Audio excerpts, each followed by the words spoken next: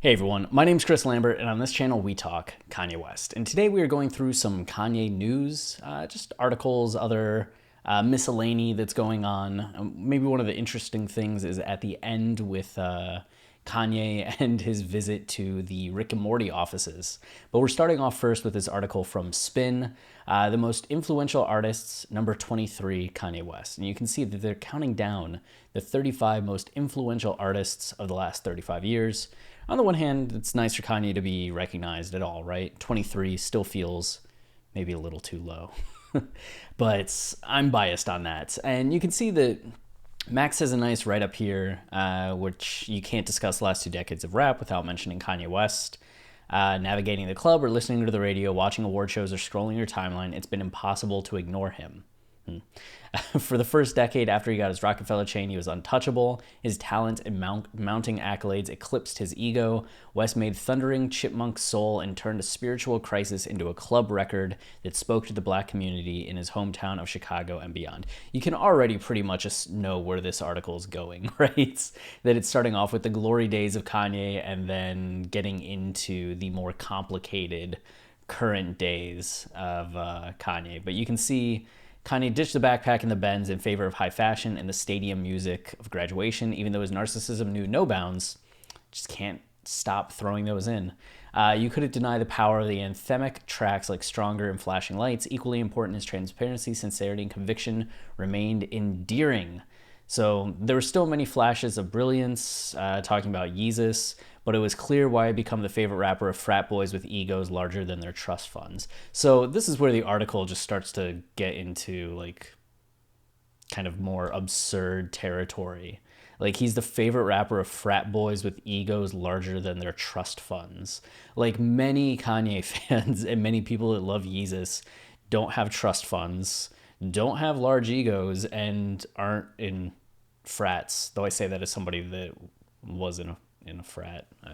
But it's just such a condemnation and narrow view of Kanye fans and who likes Kanye's music, especially who likes Yeezus, that like you can already tell that this seems like an article that Max didn't want to write, but was forced into. And then you can see here, sadly, so much of Kanye's career post-Yeezus has been marred by music that pales in comparison to his earlier work, which is not an unpopular opinion. There are a number of people, even people in the Kanye community, right, that are huge fans that feel that albums like Ye, Kids See Ghosts, Jesus is King, even The Life of Pablo aren't up to par to the earlier works, but I'm still, for the rest of my life, will defend those albums as having way more merits than what people expect, just because there's a reduced scope and scale on things like Ye, Kids See Ghosts, and Jesus is King doesn't mean there's not also brilliance as Kanye moves into this minimalistic style and starts exploring that artistically. Like, when you get into how he's using minimalism and how he's structuring those albums, the points he's making, how the songs are adding up into the concepts, there's a lot there to admire. Are they as purely musical or enjoyable as like pop music in the way that the early albums are? Like, mostly no, right? Like, people aren't listening to a majority of Jesus, or not Jesus is King, but Ye, and being like, oh, like All Mine and Wouldn't Leave are up there musically with All Falls Down. But that doesn't mean that they don't have an artistic merit and an artistic heft that those early albums don't have, because they're just a different style, a different approach. And not saying that the later albums are better, that the earlier albums are better. It's just Kanye as an artist has moved into new territory, which I think you similarly see with the Beatles, right? I can see somebody rolling their eyes of like, you're comparing Kanye's like albums to the Beatles, but yeah, the Beatles started out very pop heavy and pop oriented, and then they had their artistic phase, and they had some downright weird songs and weird albums that I think are mostly praised in hindsight or forgotten about, to where if you go back and listen to the Beatles discography, you're going to come across songs that you're like, wait, what? Like, this is on this album? This is weird, this is bizarre, or this album's just like downright bizarre, but it doesn't take away from the legacy of the Beatles. The same way that Ye has a lot of artistic merit, to where it's not necessarily the most captivating pop music, right? But that doesn't mean that it's not good music. So a little bit of disagreement with Max here at the end of the article, and we'll move on from there. But at least Kanye still gets recognized, and I think this is important, at least in one of the things I'm most interested in, is that I think we're in the period of Kanye's career as we're approaching the 20-year mark. Even though he's still active, we're starting to have enough time that the legacy of Kanye West is starting to get shaped, and not just like reactions to things that he's doing now, but people starting to try to construct the main narrative around him. And I think that it's easy to fall into just these basic punchlines of what somebody's career was, and those things kind of take hold in how people look back over Kanye, like, oh, first half of his career was great, second half not so much, when I want to make it clear that the second half is still great. It's just different from the first half. And that needs to be how we're discussing Kanye's musical legacy moving forward with these last albums. That it's not right just to dismiss them as weaker entries, because a lot of music critics don't understand them, because a lot of music critics aren't actually musicians or artists. They're just journalists that talk about music. So yeah, that's me attacking the music criticism community. Anyway, Taz Taylor. So Hip Hop DX has this article. Taz Taylor is aiming to enlist Kanye West, Drake, and Travis Scott for ultimate internet money posse cut. So Internet Money, I said that weirdly, but Internet Money is the name of Taz Taylor's production team, right? And they've done some bangers over the last couple years. When I was still writing a lot of hip hop articles for Forbes, talking about the Billboard charts, Internet Money was coming up a decent amount for the work they were putting in on songs. Same thing with like Take a Day Trip, right? And you can see that Taz Taylor, the head of it, is a big Kanye fan. And when he was talking about doing one of these posse cuts, you can see here that it's trend in hip hop lately where producers and DJs assemble a star-studded cast of rappers for a posse cut. He says, I want Kanye on a song. I study Kanye. Kanye's like my idol. The shit that he's done, I remember where I was when I heard Through the Wire for the first time and seen the music video with the Shaka Khan poster and him do all that shit. Kanye's my idol, so to work with him, to even just like conversate with him and pick up some game, I could really take the elevator instead of just taking the steps and learn the hard way. I like all paths are similar in some way. I feel like all paths are similar in some way, and he could give me some tips. But he would put Drake and Travis Scott on the song with Kanye, right? Saying that he's into triplets. Bro, I love doing the two verses in a hook formula, like someone on the hook and two people do two different verses.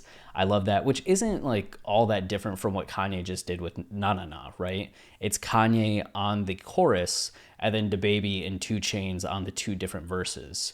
So you kind of have what Taylor's talking about in Kanye's latest song that he released. You got to put Drake on the hook for the melody, Kanye and Travis on the verses, and that's going stupid. It would be some My Beautiful Dark Twisted Fantasy shit, bro. I'm taking it back to the greatest album of all time, and I'm trying to bring some crazy shit out, some cinematic shit, go big on it. So I like Taylor's perspective. I think he should have written the Spin article. Like, get Taz Taylor to write your articles about Kanye Spin. That would go much better, much better. And then here, we have Hot New Hip Hop kind of struggling a little bit. So you can see Drake's 30-hour reference track for Kanye West surfaces with new snippets. And this is a couple years old. People knew that Drake had a writing credit on 30 Hours. In fact, there was a little bit of tension because Drake wasn't initially credited, and then he said something about it, if I'm remembering correctly, and then he did end up getting the credit on the song. There's just like a little bit of a delay there. And they mentioned how Drake had actually brought it up in the Duppy freestyle, saying, Father had to stretch his hands out and get it from me. I pop style for 30 hours, then let him repeat. Which, yeah, I mean, I guess that gets into just like reference tracks in general, right? Like artists say how they would say some lines and how they would rap, and then the artist goes in and kind of either uses that, take pieces of that. I don't know if it's implying that like Drake wrote all the lines to a song that's like very personally Kanye's past and backstory, right? But it's at least kind of pointing out that, like, yeah, I did work on this song and, like, what? But you can see here that in this article it talks about that there's a second snippet that recently came out. The part that got my attention is you can see from Find Your Love to Father Stretch My Hands, the pair have high success rate whenever they link up. We know that Drake did ghostwriting on the project, though it's unclear to what extent. What we do know is that he did actually work on 30 Hours and had a reference track in the cut, though an official release of it will never see the light of day. A snippet did surface on the internet this year. Now another snippet of the record has surfaced in slightly better quality. Where did the part go that I wanted to kind of clown on? Oh, here. Drake and Kanye West haven't been on good terms for a while, but that may have changed. The OVO camp did send some CLB gear to Kanye, and while neither party has necessarily addressed making amends, it seems like a promising enough sign that they've mended their relationship. But this article that the guy wrote back in August, the Instagram post that he's using as a basis, which you can see it was this envelope that said, to Ye from Drake? Here, right there in the middle. To Ye from Drake with the OVO owl logo. This got posted on Twitter and I was like, oh my goodness. And then people pointed out that it was actually from like years ago. And the guy was just reposting it as kind of like a remember when, just found this, or like what a time this was kind of thing. Not like this just happened. It didn't. And here they write this entire article about like a peace offering to Kanye. And even after it's debunked months later, they're still referring to it as like he did send him some stuff, so maybe no, it's been debunked. It's been debunked.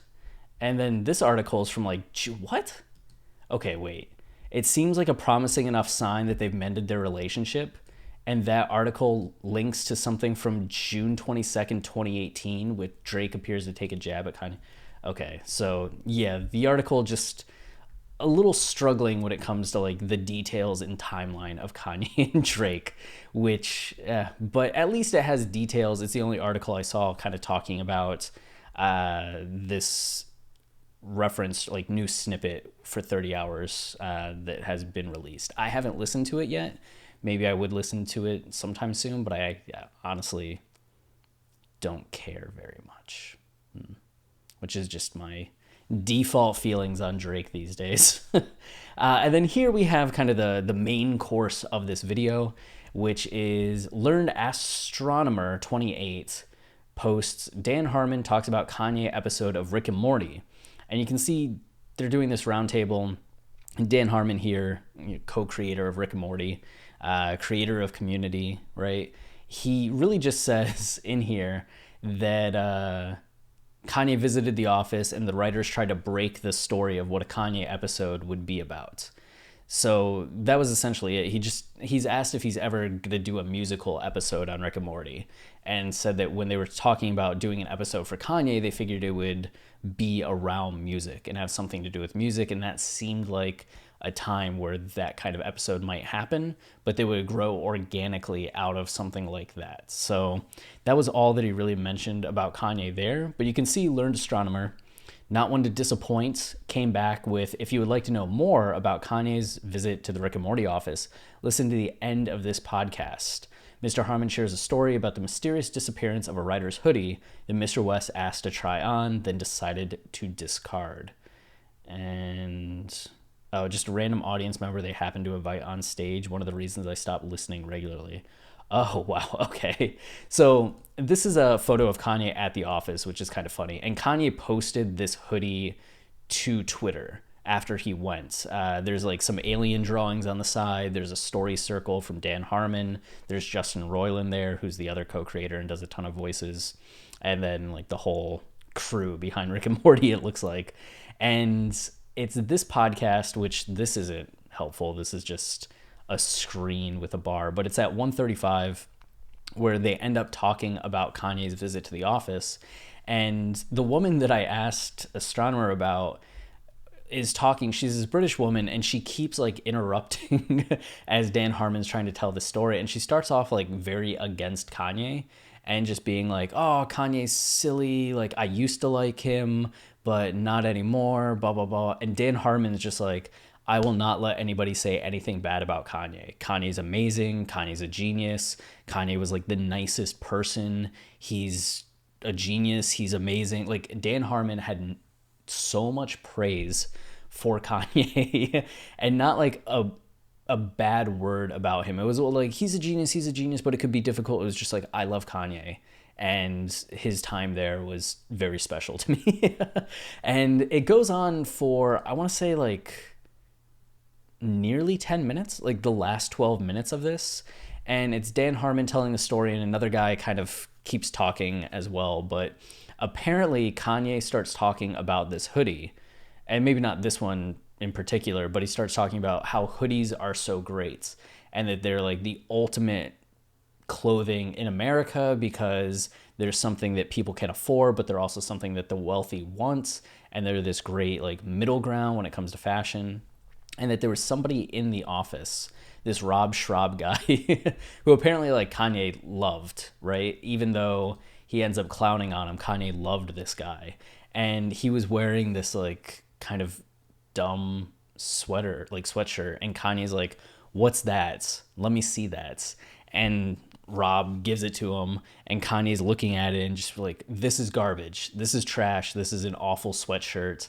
And it was an H&M sweatshirt, which I can imagine why Kanye was hating on it, just generally speaking, because H&M stuff tends to fall apart. It's like Apple in terms of like planned obsolescence.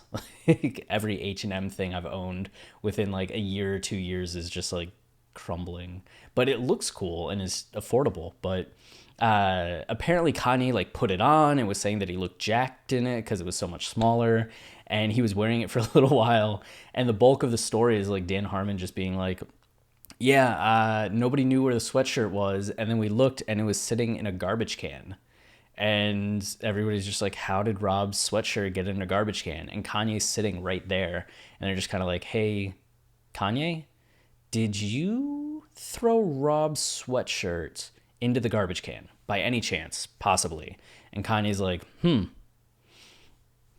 guess so. Like, it didn't even like cross his mind. And the girl starts trying to say like, oh, so Kanye's just like, this sweatshirt's trash, and throws it out. And Dan Harmon's like, no, it wasn't like that. I just think Kanye is just on a level that when he was done with it, he's just like, this is like a used Kleenex. This is like a diaper. And he just threw it out, not even thinking about it. It didn't even cross his mind. And how he said it, I think he says at one point that like nobody else really like cared. They weren't like, oh, Kanye, what a jerk, or like blah blah blah. They're just like, yeah, it kind of makes sense. And accepted it. And he talks about like Kanye's bodyguard being there and how like scary the bodyguard was, and that Kanye doesn't let anybody say anything bad about Elon Musk, which he doesn't really elaborate on that. But Dan also said that he wasn't going to let anybody say anything bad about Elon Musk, and that he thinks Elon doesn't let anybody say anything bad about Kanye. So it was just another time that we've heard from somebody, right, that a lot of people respect, a lot of people think has like genius level outputs or is just really good at what they do, who has met Kanye and has so much praise and nothing but praise for Kanye. And I'm sure there are people that do have bad encounters with Kanye. Like, I just saw a story the other day about somebody that like Kanye just fired on the spots. And there was also a story the other day, actually it came out a few months ago, but I'm going to forget the guy's name. He's the guy that did What's Up Danger from the Spider-Verse movie, which is such a great song, and how it's used in the movie is incredible. And apparently Boo is friends with that guy and brought him out to Wyoming. And the guy just didn't hit it off with Kanye. Boo didn't like introduce him, and the guy was a little shy, and he was not saying the right things. And Kanye kind of like blows him off. And then the next day he's trying to like talk to Kanye, and they're telling him that Kanye left and that he was like out of Wyoming. So the guy goes into the main studio just to try to talk to somebody, and there Kanye's just sitting in the main studio, and now pissed that this guy like interrupted his studio session, and they sent him on a flight home the very next day. And Boo ends up calling the guy and is like, hey, you can't walk in on Kanye like that. And the guy's like, what am I supposed to do? They told me that like he had left. If I knew Kanye was in there, I wouldn't have walked in like that, but they told me he had gone. So that's one of those situations where it's just like, that guy did not have a good experience. And even he was like, I'm to blame for like a lot of it. But how he's describing things, you're just like, oh, that feels very like cold. So I'm sure there's times where like people do have negative encounters with Kanye, but I think it's important with how much negative media is out there about Kanye for people to get a better idea of the fact that Kanye, for the most part, and for most of the stories that are told, is very like humble, kind, listening to people, and tends to just make a good impression on a lot of people that he meets, and that most of the criticisms we hear are from people that have never had any interaction from Kanye or with Kanye, right? And that doesn't mean everything he does is great or everything he does is beyond criticism. It just is more to the idea that there's a lot of criticism that comes from people that may not necessarily know what they're talking about or have all the information or are reacting to just the media version of Kanye or the like zeitgeist version of Kanye rather than the man himself, right? So that's all I got for this video. If you're enjoying the channel and you want to support us, the easiest way is to like, subscribe, comment, as those things tell YouTube this is a channel people enjoy, and then they show it to others, which goes a long way. And then we're also on the march to 10,000 subscribers, which is crazy to me and very exciting. We're trying to hit that before the end of the year. We're currently approaching 9,300. So if you can hit subscribe, you can unsubscribe, 2021 or after we hit 10,000. But if you want to help us get there, that's much appreciated. And until next time, stay wavy and keep it loopy. Cheers.